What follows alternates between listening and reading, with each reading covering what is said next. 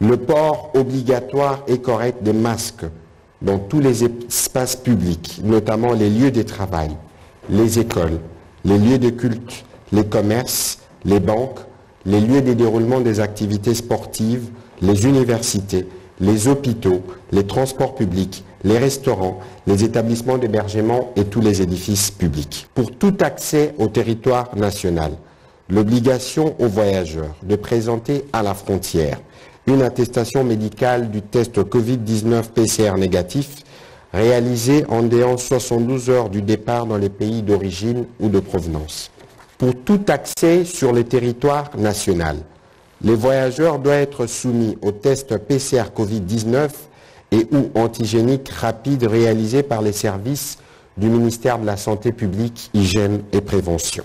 Pour tout déplacement interprovincial, l'obligation aux voyageurs de détenir une attestation médicale confirmant les résultats PCR Covid-19 négatifs établis par l'Institut national de recherche biomédicale ou par toute autre formation médicale dûment agréée par le ministère ayant la santé publique, hygiène et prévention dans ses attributions dans les 72 heures avant les départs. Dans les transports publics, tous les passagers devront être assis avec l'exigence de porter les masques et de respecter les gestes barrières.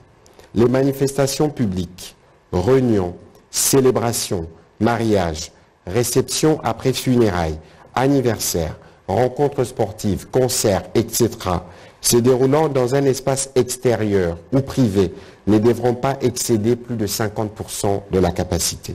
Les veillées mortuaires dans les funérariums et ou à domicile sont strictement interdits.